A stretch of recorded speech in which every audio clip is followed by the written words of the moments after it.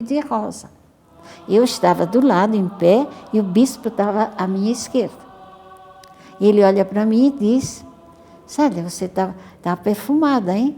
Eu disse: não, eu gosto muito de perfume, eu disse para ele. Mas não sou eu, vem de lá. Nisso, o engenheiro, que não sabia, voltou e disse: Dom Diamantino, o senhor não está sentindo nada? Pois é, eu estou dizendo para a Célia que ela está perfumada, ela disse que vem de lá. É de lá. Nisso vinha a Miriam, que era a superior da casa, e o bispo disse: Miriam, o que você botou nessa igreja hoje?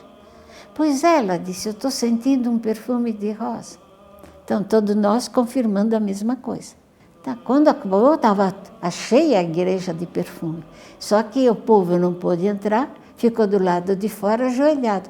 E o perfume saía pela fresta, pela greta embaixo da porta. Né? Então, isso marcou muito, né?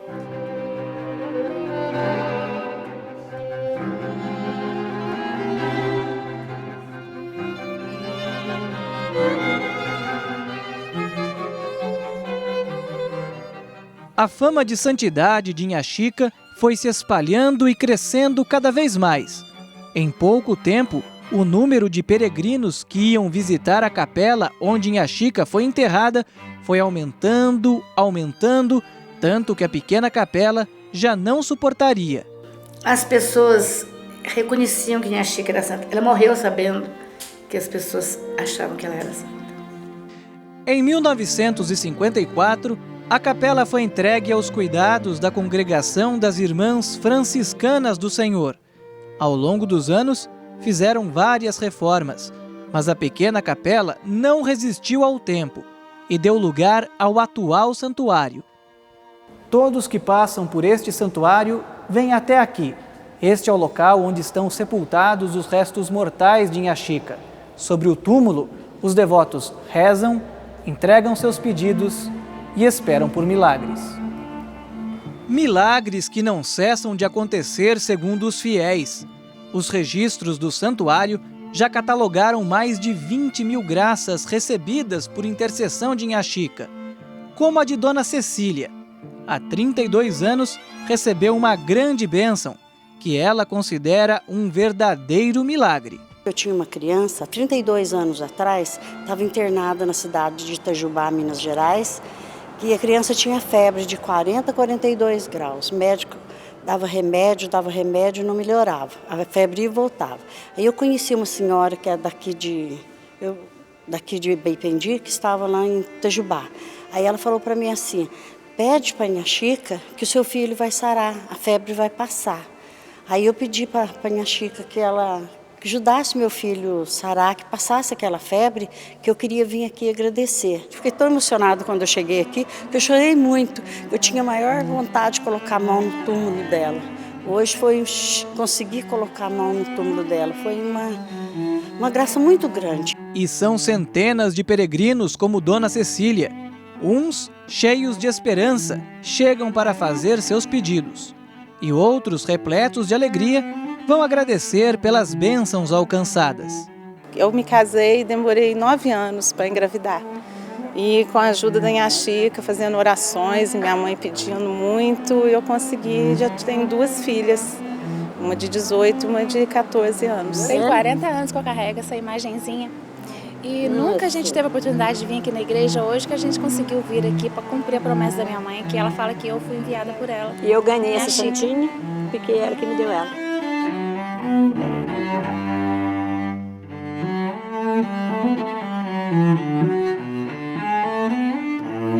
E aqui a gente convive diariamente com inúmeros relatos de graça. São muitas graças, são muitas curas do câncer, muitas curas do câncer. Que as pessoas às vezes trazem, né? Radiografias, exames, né? E depois desaparece. Ela é milagrosa mesmo, sem dúvida ela é milagrosa. Com supostos milagres como esses, que se deu início à campanha de canonização de Inha Chica ainda em 1952. Mas por falta de estrutura, a causa não foi adiante. Foi retomada em 1989, quando foi instalada uma comissão em prol da beatificação dela. 2 anos depois, vieram os primeiros resultados. Inha Chica foi declarada serva de Deus pela Congregação das Causas dos Santos do Vaticano. A partir daí, foram 10 anos de trabalho intenso para concluir toda a fase diocesana do processo de beatificação. Etapa em que se reúnem documentos e testemunhos que comprovem as virtudes e fama de santidade do candidato à beatificação. Daí em diante, o processo iria para Roma. E aí faltava o mais difícil: a comprovação científica de um milagre realizado por intercessão de Inha Chica. A Inha Chica tem muitas graças. Tem volumes de graças declaradas desde não sei quantos anos atrás. Volumes e volumes, eu não sei o número.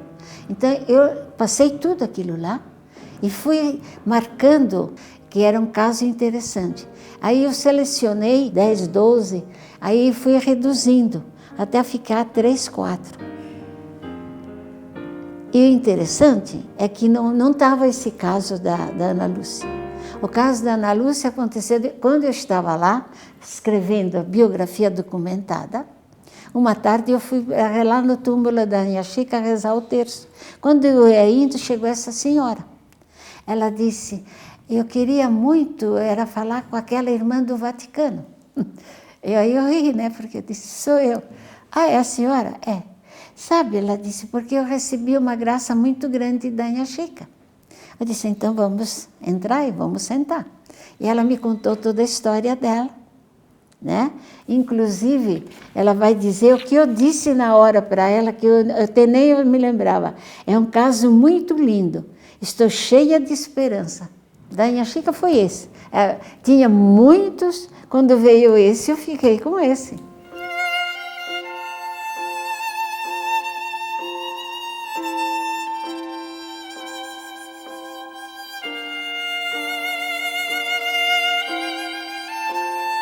Ana Lúcia sempre teve uma vida normal. Durante muitos anos, a professora de ensino primário educou centenas de crianças. No dia em que completou 50 anos, teve um susto. Algo que mudaria a vida dela para sempre. Tudo começou em 1995, numa manhã em que eu limpava a área da casa, quando olhando para o chão, olhando pelas paredes, para o teto, não enxergava nada. Havia acontecido comigo uma isquemia transitória e me impediu de enxergar totalmente. Fui para minha cama, tateando, cheguei e chorei muito, mandando chamar o marido, as irmãs. Eu estava cega. Qual não foi a minha alegria quando o marido chega para me levar ao médico, eu levanto e consigo ver.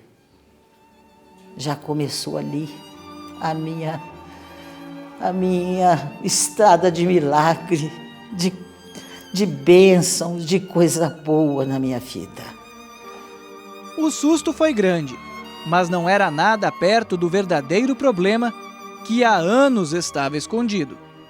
Ao pesquisarem a causa da isquemia, os médicos descobriram que Ana Lúcia tinha um grave problema cardíaco. O coração dela tinha uma passagem errada de sangue, que causava uma enorme hipertensão pulmonar. Os riscos de vida eram iminentes e somente uma cirurgia poderia solucionar o problema. O que havia comigo era um problema congênito, cardíaco. Eu havia nascido com esse problema, mas só com 50 anos ele havia se manifestado. Ao informarem os resultados dos exames, os médicos foram categóricos. Para a senhora não existe mais outra saída. A senhora já está com uma hipertensão pulmonar muito alta e essa passagem de sangue pode lesar o seu coração, lesar o cérebro, os rins. A senhora tem que operar imediatamente. E foi diante desse grande desafio que Ana Lúcia recorreu a Inha Chica, a quem sempre teve muita devoção. Toda hora, todo dia, a todo momento, Inha Chica, me ajuda. Inha Chica, me ajuda, Inha Chica. Eu não quero operar o coração, mas seja feita a vontade de Deus. Confiante na intercessão de Inha Chica, Ana Lúcia marcou a cirurgia com a certeza de que tudo ocorreria bem. Mas dias antes de ir para o centro cirúrgico, algo misterioso aconteceu. 3 dias antes, eu tenho febre. Telefono para o meu cardiologista daqui. Ele liga para São Paulo, cancelando a cirurgia por pelo menos 7 dias. Eu deveria tomar um medicamento, ficar boa, para voltar a marcar a cirurgia.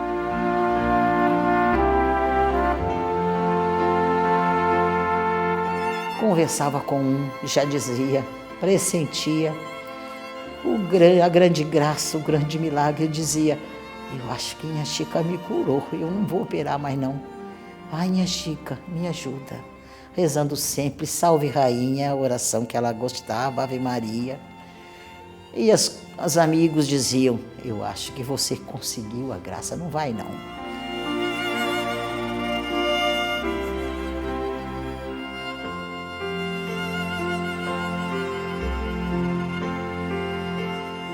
Depois de 7 dias, a febre baixou e Ana Lúcia já se sentia melhor. Mesmo assim, a cirurgia foi cancelada. 6 meses depois, ela voltou ao hospital para refazer os exames e remarcar a cirurgia. Mas foi aí que ela, a família e principalmente os médicos se surpreenderam. O médico clínico da equipe olhou em mim e disse assim, a senhora está ótima, a senhora tinha um problema, não tem mais, vai embora.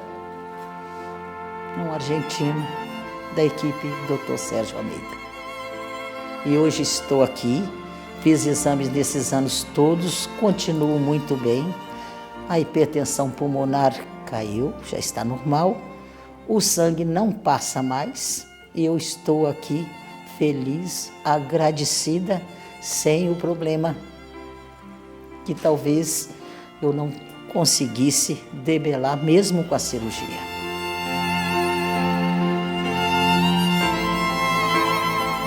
Inha Chica me curou. Através de Inha Chica, Jesus me curou. Era o dia do batismo de Inha Chica, 26 de abril. Era o dia do batismo de Inha Chica. E o exame foi feito às 15 horas da tarde, numa sexta-feira, hora que Inha Chica fazia distribuía as maiores graças a todos que pediam. Saí dali, entrei na primeira igreja que encontrei, agradeci de joelhos a grande graça e o milagre que eu, no meu coração, pressentia. Era um milagre que estava faltando para que Inha Chica fosse beatificada. Graça recebida em 1996, mas que somente em 2011, depois de várias análises e estudos comprobatórios, foi oficialmente reconhecida pelo Vaticano. O povo fala assim, eu vou na terra da Santa Inha Chica. Santa Inha Chica. Eles ligam, perguntam, que dia que tem missa aí na igreja de Santa Inha Chica? A voz do povo é a voz de Deus, né? O povo já santificou Inha Chica. Embora a gente saiba, né, pela devoção que ela é uma beata, que ela é uma bem-aventurada, é de fundamental importância a decisão da igreja. A palavra final é da igreja. E nós que professamos a nossa fé católica, né, temos o dever de respeitar em tudo a nossa igreja. Não, eu fiquei muito contente, porque a gente se apaixona pelos santos, né? Nossa, dá uma coisa na gente, né? Nossa Senhora, coisa linda.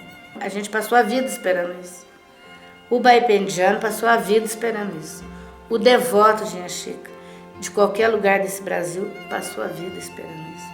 A gente conviver com o milagre no nosso século e comigo é muito gratificante, é muita honra. Eu só sei agradecer a Deus e a minha santinha. E recomendar a todos que façam como eu, que peçam, tenham fé, acreditam que como eu, conseguem. É muita emoção.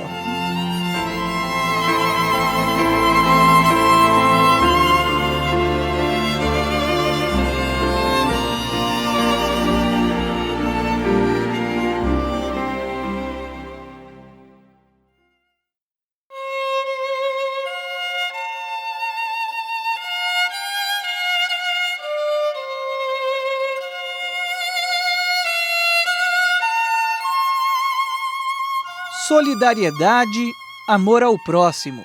Inha Chica viveu essas virtudes de forma intensa. Muitas vezes dava o pouco que tinha para comer para saciar a fome de outros. Ela era chamada mãe dos pobres. Por quê? Porque ela viveu para os pobres. Inha Chica viveu no século XIX aquilo que o Papa Francisco está sonhando para a igreja. Ele deu uma declaração há pouco tempo que ele sonha com uma igreja pobre para os pobres. Ela foi uma mulher pobre que viveu para os pobres. Esse é o reflexo do rosto de Deus na santidade de Inha Chica. Segundo a história, Inha Chica não deixava ninguém sair da casa dela sem antes fazer uma refeição. Mas como era muito pobre, nem sempre tinha comida o suficiente. Mas aí ela recorria à sua sinhá Nossa Senhora. E de forma inexplicável, a comida sempre rendia a medida certa, para que todos comessem e ficassem saciados.